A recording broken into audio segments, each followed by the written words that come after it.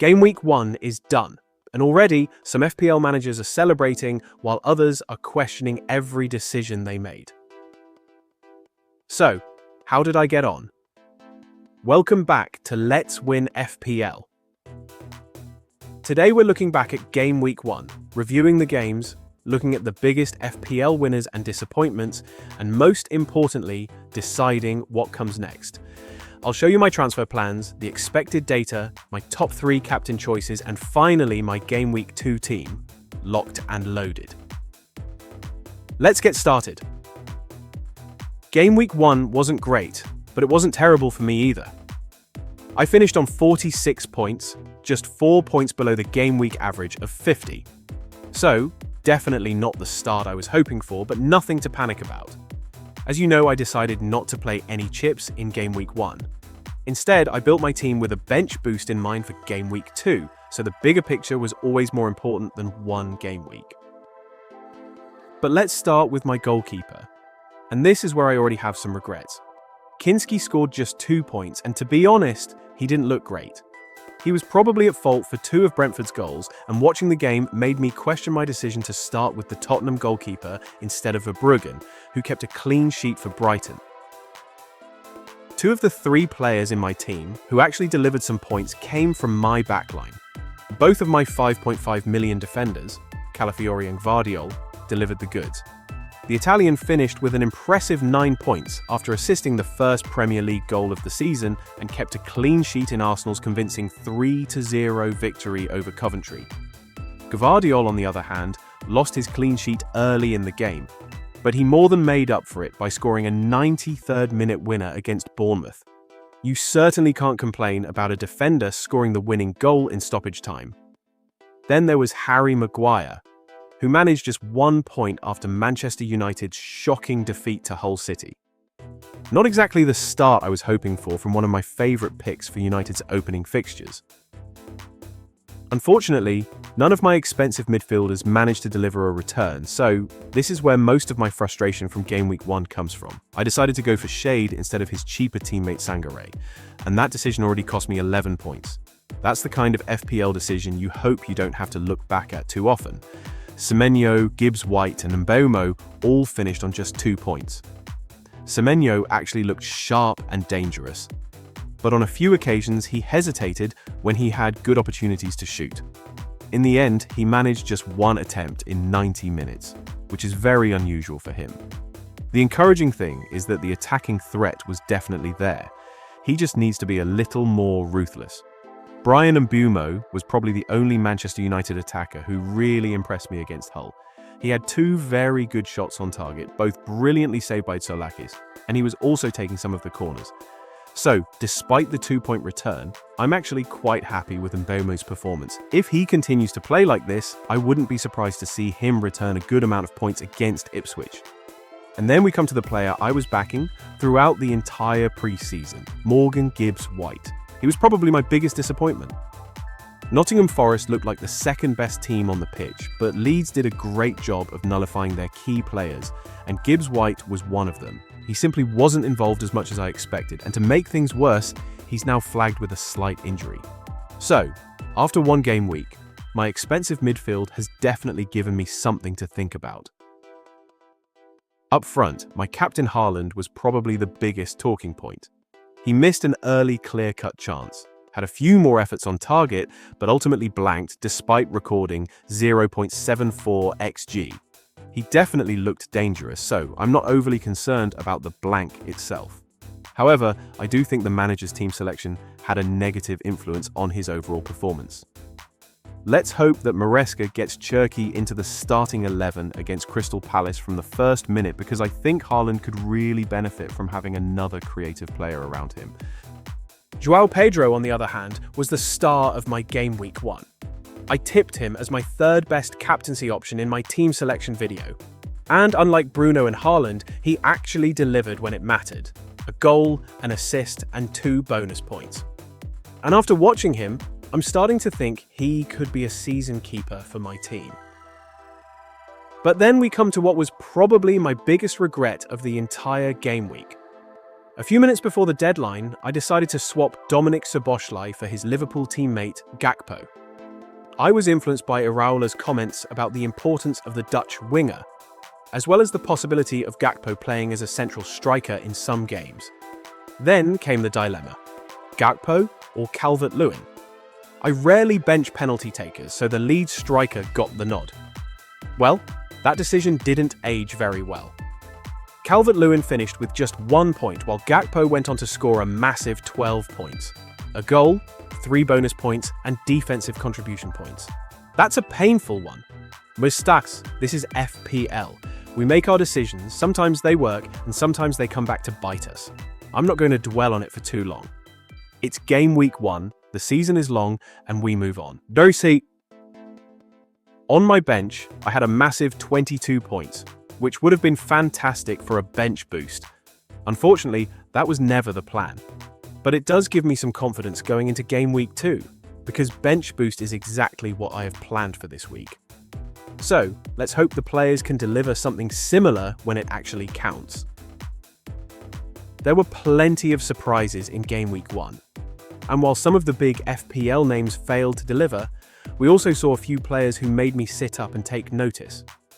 So, in this section, I'm going to pick out some of the standout performers from the weekend. Players who impressed me either with their performance, their FPL potential, or simply something I saw on the pitch that makes me want to keep an eye on them. Some of these names might already be on your radar, and a couple might surprise you. Let's get into it. Arsenal looked electric during the first 60 minutes of their opening game, and the player who really stood out for me was Zolis.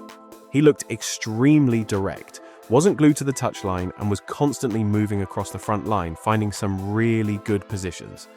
He finished the game with 4 shots, the most of any player. And apparently, Zolis is also a huge FPL fan who likes to captain himself in most games, something that reminds me of one of the greatest FPL assets of all time, Mo Salah. If Arsenal don't bring in another high-profile left-sided attacker, Zolis could be in my team sooner rather than later. I also want to mention Odegaard, who looked outstanding. At just 6.5 million, he could be another very interesting option for Arsenal's attack. So, definitely 2 budget-friendly Arsenal players I'll be keeping a very close eye on. Sals. Another 2 players really impressed me in the Everton-Crystal Palace game. First, Ndiaye, who was heavily involved throughout the game. He had 2 very good shots on target, both saved by the goalkeeper, created 3 chances, registered an assist, and finished with an impressive 12 defensive contributions. That's a very encouraging all-round performance. The other player was Dewsbury Hall, who I actually tipped as one of my differentials in the previous video. He played in a much more advanced role as the number 10 behind the striker, and he looked excellent. He scored a fantastic goal and for me was the best player on the pitch. However, I do want to highlight one thing from this game. Everton were extremely lucky to keep a clean sheet.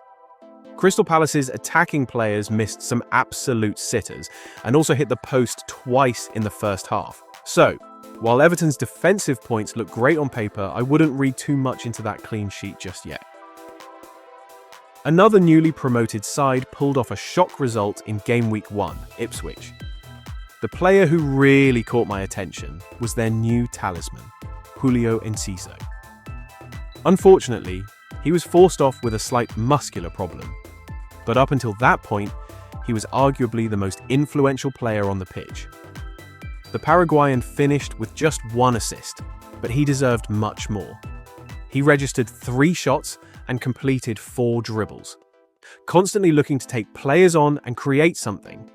At 5.5 million, Enciso could be a very interesting budget option if Ipswich continue to show this kind of attacking intent. The only thing we need to keep an eye on now is that muscular issue. His Brazilian teammate Emerson was also very impressive and is another name I'd keep on the radar, especially if you're looking for a cheap 5.5 million striker option for an early wildcard. So, Ipswich might have given us a couple of very interesting FPL options already. 2 more names caught my eye as potential early budget gems. Stash from Leeds and Sangaré from Brentford. Both come with very friendly price tags, but what really interests me is their multiple routes to points. Each recorded an attacking return, picked up defensive contribution points, kept a clean sheet, and even collected bonus points. Both players were already on my watch list before the season started, and after what I saw in Game Week 1, they've moved firmly into my early transfer plans. I also want to highlight the performances of Leeds and Brentford defensively. Both backlines looked very solid, so if you're looking for some cheaper defensive options, players from these two teams definitely deserve to be monitored. These are exactly the kind of low-cost, high-upside players I like to keep an eye on early in the season. Brighton gave us another couple of players who recorded massive hauls in Game Week 1, and I think both deserve our attention. I had Jack Hinchelwood in my team towards the end of last season, and I have to admit, I kind of regret not starting the new campaign with him. He offers a bit of everything, and his importance to this Brighton side seems to be growing by the day. For just 0.5 million more than gross, I think he offers extra attacking potential and is a far more exciting FPL option.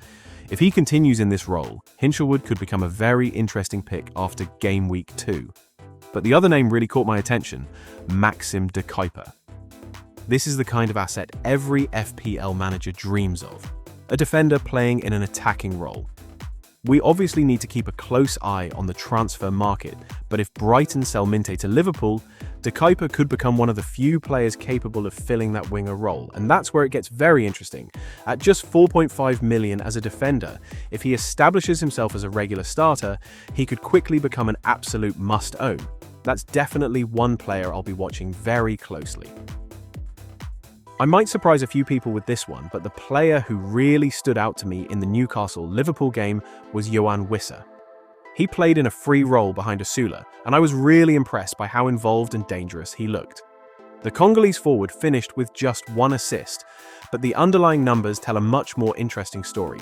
Wissa missed 2 big chances and managed to rack up a massive 1 XG. That's exactly the kind of performance that makes me sit up and take notice. And with Newcastle having a very good run of fixtures after Game Week 2, Wissa is now firmly the leading candidate in the 6 million price bracket if I decide to move on from Calvert-Lewin. So, those were some of the players who caught my eye during Game Week 1. But now let's move on to Game Week 2 and the expected data. This is where I like to see if the numbers back up what I saw on the pitch. We'll look at the expected goals and clean sheet probabilities and some of the best fixtures for the upcoming game week. But remember, I'm not here to blindly follow the models. The data is there to give us another piece of the puzzle, and then I'll use my own judgment to decide which players I actually want in my team. So, let's see what the numbers are telling us about Game Week 2. Looking at the expected data, 4 teams stand out as being projected to score around 2 goals in Game Week 2. Manchester United against Ipswich, Liverpool against Nottingham Forest, Arsenal against Aston Villa, and Manchester City against Crystal Palace. After that shambolic performance against Hull, I expect a reaction from Manchester United. At Old Trafford, I think they can go one step further and score more than 2 goals. I'm also happy to back their City rivals against Palace. Things don't look right at the South London club at the moment. They've lost their manager, lost some of their best players, haven't recruited particularly well, and players like Sarr and Mateta are pushing for moves. So if the City manager gets the team selection right, I can see them scoring more than 2 goals as well. I'm a little less convinced about Liverpool. I expect them to struggle against Nottingham Forest's back 5, and although I'll be starting Gakpo, I'm not expecting fireworks from the Liverpool attack. There are also 2 teams where I think the numbers might be underestimating their potential. Based on what I saw in Game Week 1, I expect Arsenal and Chelsea to score more than their projected 1.96 and 1.75 XG respectively. So, once again, the data gives us a starting point, but the eye test might be telling us a slightly different story. When it comes to clean sheets, Manchester United and Arsenal have the highest probabilities, at around 42% each. But for me, these are 2 very different stories. United's percentage is largely based on their opponent, a newly promoted Ipswich side. But Tractor Boys showed great attacking intent in Game Week 1, so I definitely wouldn't be surprised if they find the net again. Arsenal's chances, on the other hand, are based on what we saw in the opening weekend. They looked very solid against Coventry, while Aston Villa were surprisingly poor in their 4-0 defeat to Brighton. Of course, Villa Park is never an easy place to keep a clean sheet, but based on what I saw in Game Week 1, I think Arsenal's chances are looking pretty good. Next on the list are Liverpool, Coventry and Manchester City. And I'm particularly hopeful that the bookmakers have got Coventry's chances right, because I have 2 defensive assets from the team and I'm playing my bench boost in Game Week 2. So let's hope the clean sheet numbers do their job when I need them most. And now we come to one of the most important decisions of the week: captaincy. After what we saw in Game Week 1, there are quite a few interesting options, but I've narrowed it down to my top 3 captain choices for Game Week 2. Okay? My number 1 captain pick for Game Week 2 is Erling Haaland. Despite blanking against Bournemouth, I thought he looked dangerous and was getting himself into the right positions. The goals will come, and I'm happy to back him again. Crystal Palace also lost their best defender from last season, which could make life even more difficult for them against Manchester City. And there is another reason I really like Haaland for this one. Crystal Palace are one of his favourite victims. The Norwegian forward has scored an incredible 8 goals in just 5 games against them, finding the net in every single one of those matches, both home and away. So, for me, this is a fixture where I'm more than happy to put the armband on Haaland and back the numbers and the player. My second captain pick is a very popular player who I don't own, Bruno Fernandes. After that disappointing performance against Hull, I'm expecting a strong reaction from Manchester United when they face another newly promoted side. And if United start scoring goals, we all know who tends to be involved: the Portuguese maestro. Fernandes has only faced Ipswich twice before, both games coming 2 seasons ago, and he managed 1 assist across those matches. But I'm sure his owners will be expecting much more this time around, especially after investing 12 million in him. I don't own Bruno, but if I did, he'd definitely be one of the first names I'd consider for the armband this week. My third captain pick is a player who really impressed me in Game Week 1, Cole Palmer. He looked rejuvenated, hungry and back to his best, and the numbers backed it up. Palmer recorded a goal, an assist and 4 shots in the game against Fulham. Brighton will provide a much tougher obstacle this time around, but we all know just how explosive Palmer can be when he's fit, confident and in form. Back in 2024, Palmer scored 4 goals in a single game against Brighton, and he has an incredible 5 goals in 6 appearances against them. At just 12% ownership, he also gives you a very interesting differential captaincy option. If Chelsea were facing easier opposition than the Seagulls, Palmer would probably be my number 1 captain pick this week. But even against a strong Brighton side, he's definitely a player I'm keeping very high on my list. Now it's time for the part I'm sure most of you have been waiting for: my Game Week 2 team. As I mentioned earlier, I didn't use any chips in Game Week 1 because the plan was always to build towards a bench boost in Game Week 2. And after seeing my bench score 22 points last week without even using the chip, I'm hoping for something similar when it actually counts. So, I'm going to stick to my original plan and play the chip. At least this time I won't have the headache of deciding who to leave on the bench.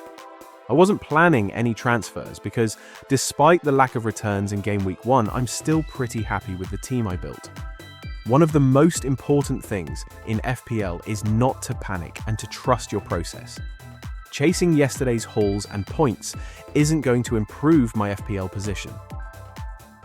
The only real doubt is Morgan Gibbs-White, who is limping towards the end of the game against Leeds after taking a knock and is currently flagged. I believe in his quality, and I really like 6 of Forest's next 7 fixtures, so if he is confirmed fit by Glasner in the pre-match press conference, I'll keep him for at least the short term. If there are still doubts, I'll consider moving him on. There are 2 players immediately standing out as potential replacements, Zolise and Morgan Rogers. Both are cheaper than Gibbs White, and both started for sides that looked much more impressive and attacking in Game Week 1. Another option is Stack, especially with Leeds playing at home, but I'd like to see a little more information before deciding on my favourite budget option. And in that 5.5 to 6 million bracket, there are plenty of alternatives. So unless I'm forced into a transfer, I'm keeping the squad unchanged. The bench boost. My bench looks pretty solid, with Rushworth and Bobby Thomas providing defensive options for Coventry's home game against Hull. Last season, these 2 teams produced clean sheets in both meetings, so I'm hoping for a 3rd consecutive clean sheet for Coventry against the same opposition. Gibbs White gets another chance against a very shaky Liverpool defence. I'm hoping Forest can exploit Liverpool's high defensive line. Because if they do, the English midfielder could return much more than the 2 points he managed last week. Gvardiol against Crystal Palace also has a good opportunity for a clean sheet. And why not another attacking return? He has already shown us what he's capable of. In goal, I'm expecting a much improved performance from Kinski. And defensively, Maguire, Rodon and Calafiori all look like solid picks. I'll be very happy with 2 clean sheets, and I'm hoping Rodon can add some defensive contribution points against Brentford. My midfield of Gakpo, Semenyo, Shade and Mbeumo contains players who all performed well in Game Week 1 but were unlucky from an FPL perspective. This time I'm hoping their performances are finally reflected in the points. Up front, Haaland leads the line with the captain's armband. I'd be surprised if he blanks in back-to-back games, especially with his excellent record against Crystal Palace. For me, he's the standout captain and the obvious leader of my team this week. Calvert-Lewin and João Pedro complete the attack and both have home fixtures against teams that impressed me in Game Week 1, Brentford and Brighton. So, despite the temptation to chase the big Game Week 1 hauls, I'm sticking with my plan. Bench boost activated, team unchanged. Haaland captain. Let's see if the strategy pays off. And that's where I'll leave my Game Week 2 team for now. As always with FPL, nothing is completely locked until the deadline. I'll be keeping a very close eye on the pre-match press conferences, especially for any late injury news, fitness updates, or unexpected team selection information. So, there is still a small chance of a last-minute change, particularly if we get any concerning news around Gibbs White or another player in my squad. For now though, I'm trusting the plan and backing the team I've built. How did you do in Game Week 1? Who are you bringing in? And who's your Game Week 2 captain? Let me know in the comments.